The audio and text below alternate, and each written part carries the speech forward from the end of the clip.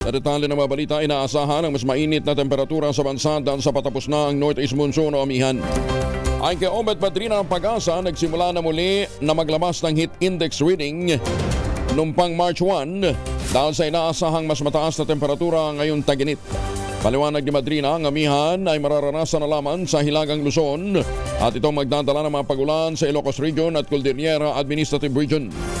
3 lugar sa bansa ang inaasahang makararanas naman ngayon ng heat index na pasok sa danger range na maaaring mag-trigger ng automatikong pagkansela ng klase sa ilang lugar. Ang heat index ay sukatan ng temperatura na nararamdaman ng isang tao taliwas sa aktwal na temperatura ng hangin.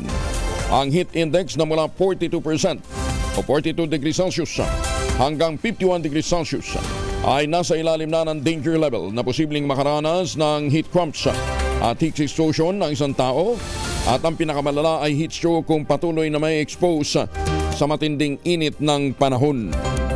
So 42 degrees Celsius hanggang 51 degrees Celsius ang dapat nating bantayan. Si Ben Estrella mula sa Pag-asa, kasama na natin. Benny, good morning.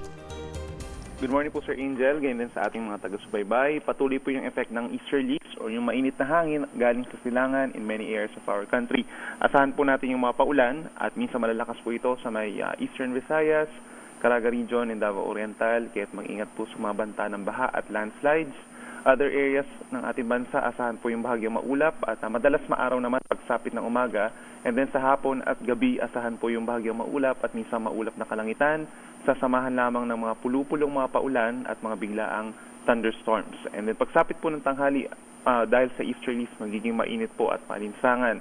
For Metro Manila, the air temperature is between 24 hanggang 33 degrees Celsius.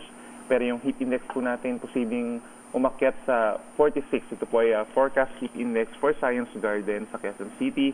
And some other areas pa na posibleng humigit sa 45 degrees ay ang Clark Airport sa Pampanga at Muñoz, Nueva Ecija. So make sure po na hydrated tayo or uminom ng maraming tubig at magsuot lamang po ng manipis at komportableng damit para iwas po sa heat stroke. Yung mga latest mula dito sa Weather Forecasting Center ng Pag-asa, balik po sa inyo.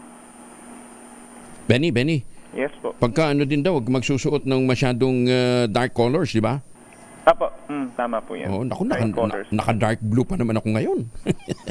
Pwede naman kung sa aircon. Hindi, syempre paglabas mo Di ba? Ako, mainit. Mainit. Kaya para sa mga kababayan natin, anong oras usually tatama yan?